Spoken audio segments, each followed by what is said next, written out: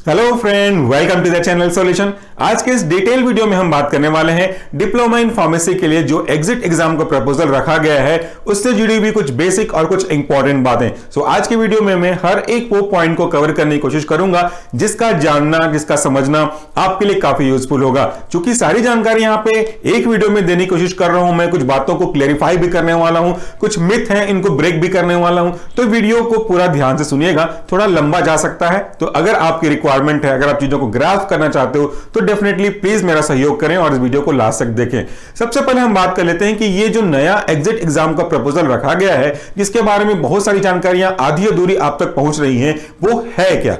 एकदम बेसिक से अगर बात करें तो जैसा कि एग्जिट नाम से समझ में आता है, एक निकलना की प्रोसेस है। एग्जिट मतलब होता है वहां से निकलना। सो कहां से निकलते हैं? जब आप अपना बी फार्मेसी या डिप्लोमा इन फार्मेसी कंप्लीट करते हैं तो फिर आप अपना रजिस्ट्रेशन कराते हैं रेस्पेक्टिव स्टेट फार्मेसी काउंसिल पे। वहां पे अपना रजिस्ट्रेशन करने के बाद अब आप एक रजिस्टर्ड फार्मासिस्ट कहलाते हैं और अपना फील्ड ऑफ चॉइस चूज कर सकते हैं। चाहे मेडिकल स्टोर रन कर सकते हैं या किसी और जगह पे जा सकते हैं रजिस्टर्ड फार्मासिस्ट के होने के बाद। तो यहां पे जरूरी पहलू क्या है कि आपको रजिस्टर्ड फार्मासिस्ट होना। अब तक कोई बड़ी प्रोसेस नहीं थी, आपने अपना डिग्री कंप्लीट किया, आपने अपना डिप्लोमा कंप्लीट किया, रिक्वायरमेंट पूरे किए और जाके अपना रजिस्ट्रेशन करा लेते थे। लेकिन अब पीसीआई के द्वारा, फार्मेसी काउंसिल ऑफ इंडिया के द्वारा एक प्रपोजल पास किया गया है जो कि भारत के राजपत्र यानी कि गैजेट ऑफ इंडिया में ऑफिशियली 24 फरवरी 2022 के डेट में पब्लिश हुआ है। इसके अकॉर्डिंगली इनका जो उद्देश्य है वो ये है कि जब कभी भी कोई डिप्लोमा इन फार्मेसी का बच्चा, अभी ये पूरी तरह से क्लेरिफाइड है कि ये डिप्लोमा इन फार्मेसी के बच्चों के लिए है, भविष्य में डिग्री के बच्चों के लिए आ जाए इसकी पूरी संभावना है। सो ये जो आपका एग्जिट एग्जाम है वो असल में है क्या। जब हम बात करते हैं डिप्लोमा इन फार्मेसी की तो उससे जुड़ी हुई एक सत्य या यूं कहूं कि एक कटु सत्य भी जुड़ता है जिसे मैं आपके साथ शेयर करूंगा। मेरा पर्सनल एक्सपीरियंस 10 साल का टीचिंग एक्सपीरियंस का है, जो मैंने देखा है वो आपके सामने रखता हूं। उससे पहले कि मैं एक बात आपके सामने रखूं, छोटा सा एक एग्जांपल कम क्वेश्चन आपसे ही पूछता हूं। आपको अगर कोई कहे कि आप गधे हो, आप उस लायक नहीं हो, आपका स्टैंडर्ड बहुत कमजोर है, सॉरी ये वर्ड मुझे यूज करना पड़ रहा है बट डेफिनेटली ये आपको हर्ट करेगा और हर्ट करना जरूरी भी है, तो आपको कैसा लगेगा? आपको बुरा लगेगा ना। अगर मैं आपको कहूं कि आप तो उससे बहुत कम हो, उसके लायक ही नहीं हो, तो आपको हर्ट होगा, स्वाभाविक रूप से हर्ट होगा। न केवल आपको होगा बल्कि मुझे भी अगर कोई कहे तो ये हर्ट होगा। लेकिन जब हम खुद अपने आप को कहते हैं कि मैं गधा हूं, मैं कमजोर हूं, मैं उस लायक नहीं हूं, मैं उतना क्यों पढ़ूं, तो आपको हर्ट नहीं होता, आपको प्राउड फील होता है। ये क्यों और ये किस लिए मैं ये बात बोल रहा हूं, ये भी समझ लीजिएगा। हमने कई बार आपको कहा है और कई बार आपके क्वेश्चन आते हैं जब हम बात करते हैं कि डिप्लोमा और डिग्री में क्या अंतर होता है, तो आपका कहना होता है कि डिप्लोमा के लिए वीडियो बनाइए, डिप्लोमा के फार्माकोलॉजी की वीडियो बनाइए, डिप्लोमा के लिए मल्टीपल चॉइस क्वेश्चन लेकर के आइए। सो क्या ये जो क्वेश्चन है वो डिप्लोमा का होता है कि डिग्री का होता है? सोचिए जरा, आपको लगता है कि ये डिप्लोमा के लिए बनना चाहिए, डिग्री के अलग बनना चाहिए? ऐसा तो कभी पॉसिबल होगा ही नहीं और ऐसा होना भी नहीं चाहिए। भाई जो क्वेश्चंस होते हैं, जो कॉन्सेप्ट होते हैं, जो वीडियोस होते हैं वो सब्जेक्ट के होते हैं, ना कि डिप्लोमा या डिग्री के हिसाब से होते हैं। लेकिन जब हम बात करते हैं कि यही वीडियो आपके लिए भी काम आएगा, यानी कि जो बी फार्मा का वीडियो है या जो फार्माकोलॉजी का वीडियो है वो डिप्लोमा के लिए भी काम आएगा, तो आप में से काफी लोग का कमेंट यही आता है मैसेज के फॉर्म में कि सर हमारा स्टैंडर्ड उतना थोड़ी ना है, हम उस डिप्लोमा के जैसे डीप लेवल थोड़ी पढ़ेंगे। अब यहां पे आप अपने आप को अंडर एस्टिमेट करना स्टार्ट कर देते हो।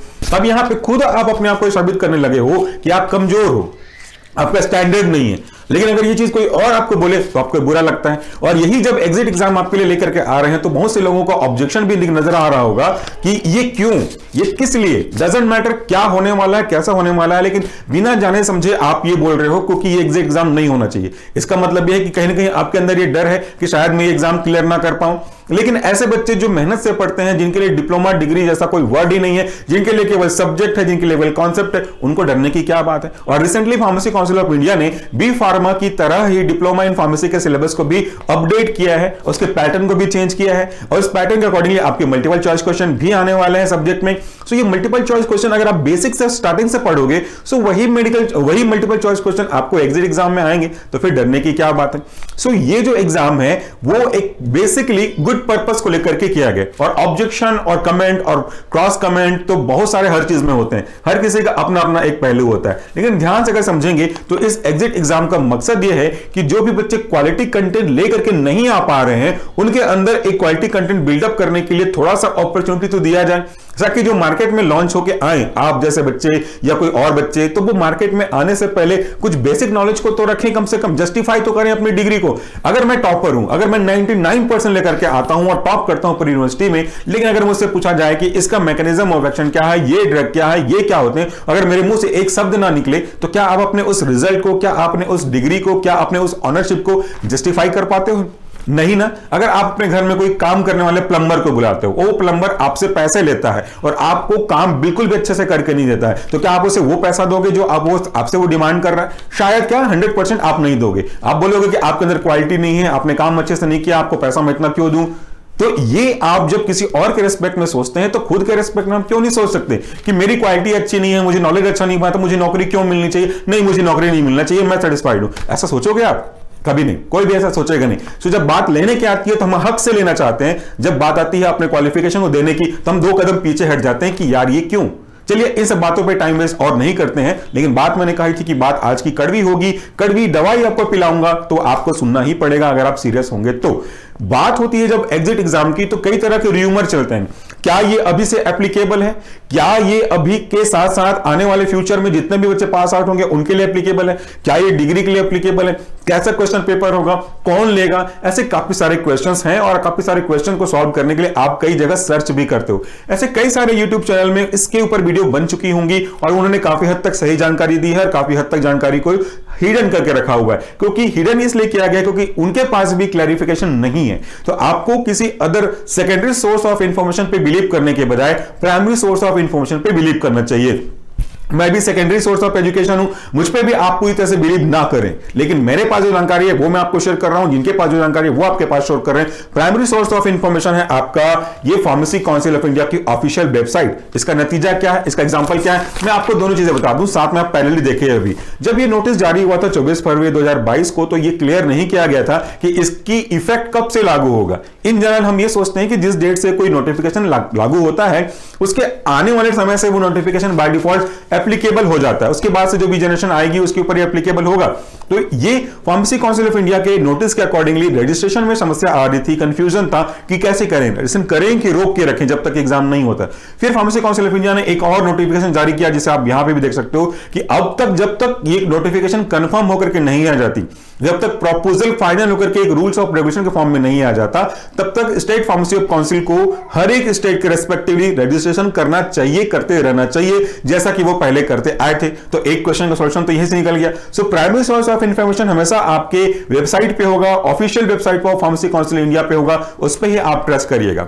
दूसरा कि ये एग्जिट एग्जाम में बेसिक चीजें होंगी क्या, कैसा इसका पैटर्न होगा, मैं आपको ये जानकारी इसी गैजेट के हिसाब से दे रहा हूं, तो कहीं भी कोई इंफॉर्मेशन गलत होने की चांसेस होंगे ही नहीं।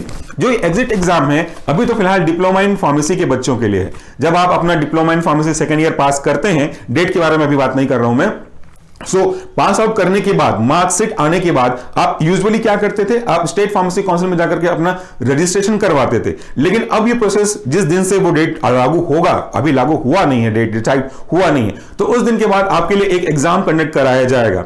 ये exam as per the information available साल में 2 बार होंगे।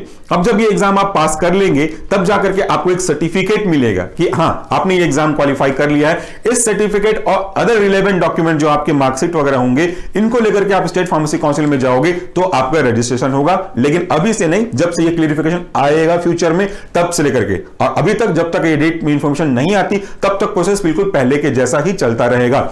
अब ये एग्जाम का पैटर्न क्या है? ये जो एग्जाम का पैटर्न है वो मल्टीपल चॉइस क्वेश्चन बेस्ड है, यानी कि आपको लिखने नहीं होंगे जैसे आप अपने एग्जाम में लिखते हो क्वेश्चन का आंसर लंबे लंबे पैराग्राफ में, ऐसा नहीं है। ये ऑब्जेक्टिव होगा, मल्टीपल चॉइस क्वेश्चन होगा, क्वेश्चन होंगे, उनके विकल्प होंगे, ऑप्शन होंगे, उनमें से सही ऑप्शन कौन सा होगा आपको देना होगा।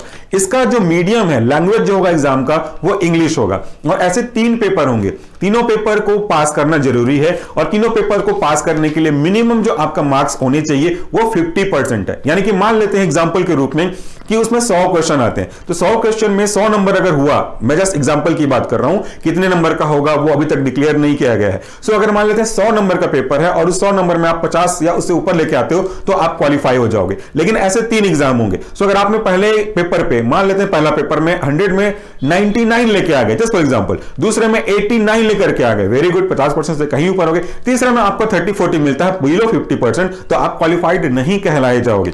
क्वालिफिकेशन होने के लिए या क्वालिफाइड होने के लिए आपको तीनों पेपर पे मिनिमम 50 नंबर लेकर के आना पड़ेगा। तो तीनों में पास होंगे तभी जाकर के आप पास माने जाओगे। तो ये क्लासिफिकेशन हो गया आपके पास फेल का। दूसरा, इसमें सब्जेक्ट कौन कौन से होंगे। सो इसके हिसाब से हिंदी इंग्लिश दोनों में जानकारी दिया गया है गैजेट में। सो इसके अकॉर्डिंगली आपके जो सब्जेक्ट होंगे वो मैं नाम पढ़ दूं, उनमें मेन कोर सब्जेक्ट को इंक्लूड किया गया है, जैसे pharmaceutics, pharmacology, pharmacognosy, pharmaceutical chemistry, biochemistry, hospital and clinical pharmacy और pharmaceutical jurisprudence, drug store business management. ये सब्जेक्ट हैं, इनके ऊपर ही आपको मल्टीपल चॉइस क्वेश्चन आएगा और इसके 3 पेपर होंगे। सो डेफिनेटली 3 पेपर होने से आपको तीनों पेपर में पास करना पड़ेगा। ड्यूरेशन दिया गया है कि हर एक पेपर 3 घंटे की अवधि का होगा। सो इसके अकॉर्डिंगली 3, 3, 6, 3 और 9 घंटे के पेपर होंगे और इनको अलग अलग शिफ्ट में दिखाया जाएगा, उसमें आपको पास करना पड़ेगा। अब एक मेजर क्वेश्चन मैं आपसे जो पहले पूछ रहा था वो ये देखिएगा कि क्या ये जो मल्टीपल चॉइस क्वेश्चन है वो डिप्लोमा के लिए अलग होते हैं और डिग्री के लिए अलग होते हैं। अगर मैं आपसे कहूं कि फार्माकोलॉजी का डेफिनेशन क्या होता है, क्या वो डेफिनेशन डिप्लोमा के लिए अलग होगा, डिग्री के लिए अलग होगा। What does drug do to the body, ये कहलाता है फार्माकोडायनेमिक। तो क्या ये डिप्लोमा के लिए है कि क्या ये डिग्री के लिए, डिप्लोमा के लिए क्या अलग हो जाएगा, डिग्री के लिए अलग हो जाएगा। सोचने वाली बात है और हंसने वाली बात है, नहीं, कभी भी नहीं। अगर पैरासिटामोल डिप्लोमा के बुक के हिसाब से बुखार को ठीक करता है तो क्या डिग्री में बुखार को ठीक नहीं करेगा। क्या एंटीबायोटिक डिग्री के हिसाब से इस पर्टिकुलर इन्फेक्शन को ठीक करता है तो क्या वो डिप्लोमा के लिए कॉन्सेप्ट चेंज हो जाएगा। नहीं नहीं नहीं, हर सवाल का जवाब है नहीं। ना केवल फार्माकोलॉजी में बल्कि अदर सब्जेक्ट में भी। देखिए मेरे हाथ में ये सिलेबस है, बी फार्मेसी 4th सेमेस्टर का फार्माकोलॉजी 1 का सिलेबस है, ये B pharmacy 5th semester pharmacology 2 का सिलेबस है और ये B pharmacy 6th semester pharmacology 3 का सिलेबस है। तीनों सिलेबस में फार्माकोलॉजी को डिवाइड किया गया है और ये डिप्लोमा का नहीं डिग्री का है। सेमेस्टर सिस्टम चलता है, इसीलिए डिप्लोमा में सेमेस्टर सिस्टम नहीं है, ईयर सिस्टम है। इसीलिए कोलॉजी के मोस्ट ऑफ द टॉपिक को, इसके ऊपर मैंने एक डिटेल वीडियो बनाया भी है कि डिप्लोमा और डिग्री के सिलेबस में क्या अंतर है। सो ये आपके मोस्ट ऑफ द केसेस 3 अलग अलग सेमेस्टर में तोड़ के पढ़ना पड़ता है डिग्री के लिए, जबकि डिप्लोमा में ये एक साथ पढ़नी पड़ता है ईयर सिस्टम में। बस यही एक अंतर है, बाकी फार्माकोलॉजी में कोई अंतर नहीं। सो जो क्वेश्चन डिग्री के लिए बने हैं, बनाए गए हैं, बनाए जाएंगे, वही क्वेश्चन डिप्लोमा के लिए भी इक्वली इंपॉर्टेंट है। कॉन्सेप्ट चेंज नहीं होने वाला। तो जहां कहीं भी आपको मल्टीपल चॉइस क्वेश्चन के ऑप्शन दिखते हैं, नोट्स मिलते हैं सब्जेक्ट के ऊपर, आप उसको फॉलो कर सकते हो डिप्लोमा के लिए भी। ये मत सोचिएगा कि डिप्लोमा के लिए सरल क्वेश्चन दिया जाएगा, डिप्लोमा के लिए कोई एकदम बच्चों जैसा क्वेश्चन दिया जाएगा। वो डिपेंड करता है क्वेश्चन के इवैल्यूएटर पे, क्वेश्चन को चेक करने वाले ऊपर। और वो ये नहीं देखेगा डिप्लोमा को ये पता है कि नहीं पता है, वो देखेंगे फार्माकोलॉजी का सिलेबस। इस सिलेबस के हिसाब से क्वेश्चन सेट करेंगे। तो ये एक मैंने जानकारी आपको दे दी। अब रही बात एग्जाम के पैटर्न की, तो इस गैजेट के अकॉर्डिंगली प्रत्येक विद्यार्थी को तीनों पेपर एक ही प्रयास में उत्तीर्ण करने होंगे, यानी कि 3 पेपर में एक ही बार में तीनों में पास होना पड़ेगा।